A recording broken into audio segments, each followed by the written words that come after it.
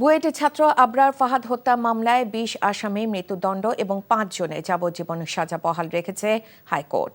বিচারপতি AKM আসাদুজ্জামান ও বিচারপতি সৈয়দ এনায়েত হোসেনের দ্বৈত বেঞ্চ আজ এই রায় ঘোষণা করেন। রায় প্রতিক্রিয়ায় অ্যাটর্নি জেনারেল জানালেন, সবাই যে আইনের অধীনে তা প্রমাণ হলো। আর আবরার ফাহাদের বাবা বললেন, তার ছেলের মতো এমন করুণ মৃত্যু আর কোনো শিক্ষার্থী যেন না হয়। রিপোর্টে আরও জানাচ্ছেন হাসান জাবেদ। বুয়েটের তড়িৎ ও ইলেকট্রনিক্স প্রকৌশল বিভাগের দ্বিতীয় বর্ষের ছাত্র আবরার ফাহাদ হত্যার ঘটনা দেশ বিদেশে চাঞ্চল্যের সৃষ্টি করে। এই ঘটনার বিচারের দাবিতে উত্তাল হয়ে উঠেছিল বুয়েট ক্যাম্পাস।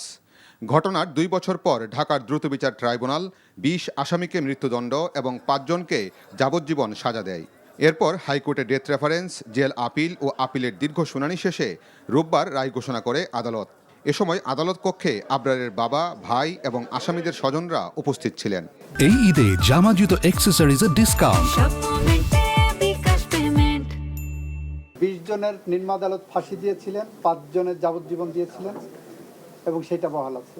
গোটা জাতি ন্যায় বিচার পেয়েছে এবং এই ধরনের রায়ের মধ্য দিয়ে একটি রাষ্ট্র এবং সমাজ ব্যবস্থায় ডিসিপ্লিন আনার জন্য, ন্যায় বিচার নিশ্চিত করার জন্য যে ধারণা, বিচার বিভাগের যে ধারণা, সেই ধারণাটা প্রতিষ্ঠিত হয়েছে আবারও।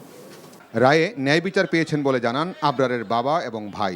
বললেন, স্বজন হারানোর বেদনা কোনোদিন ভুলতে না পারলেও আসামিদের সাজা দ্রুত কার্যকর হলে কিছুটা হলেও সেই দুঃখ লাঘব হবে।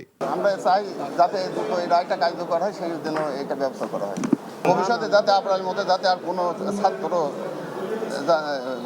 কারোর বাপ মা এইভাবে বুক খালি। অবশ্যই আমরা সবসময় চাই যাতে অন্তত যেই পরিণতি একবার আবরার ফাহাদের হয়েছে, তা যাতে আর কোনো অবস্থাতেই যাতে আর কোনো শিক্ষার্থী যাতে না হয়, এটা যে কোনো পরিস্থিতিতেই যেন নিশ্চিত করার জন্য অবশ্যই আমরা চাবো যাতে সরকার এবং যারা ছাত্র সংগঠনগুলো আছে তারা যাতে এই জিনিসটা নিশ্চিত করে যাতে কারোর পরিণতি একই রকমের না হয়।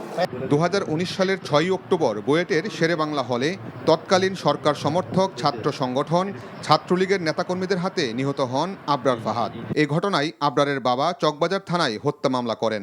2021 সালের 8 ডিসেম্বর রায় দেয় বিচারিক আদালত। এই মামলায় মৃত্যুদণ্ডপ্রাপ্ত 4 আসামি এখনও পলাতক। দেশের আলোচিত আবরার ফাহাদ হত্যার পর নিম্ন আদালত হয়ে হাইকোর্ট পর্যন্ত রায় পেতে সময় লেগেছে 5.5 বছর। তারপরও তার পরিবার এবং সহপাঠীরা বলছেন, দীর্ঘ সময় পরও তারা ন্যায় বিচার পেয়েছেন। এখন বাকি আইনি প্রক্রিয়া শেষে দ্রুত যেন আসামিদের শাস্তি নিশ্চিত করা হয়, সে প্রত্যাশাই তাদের। Hasan Jabed, NTV news, Bangladesh supreme court, Dhaka. এই ঈদে জামা জুতো অ্যাক্সেসরিজের ডিসকাউন্ট।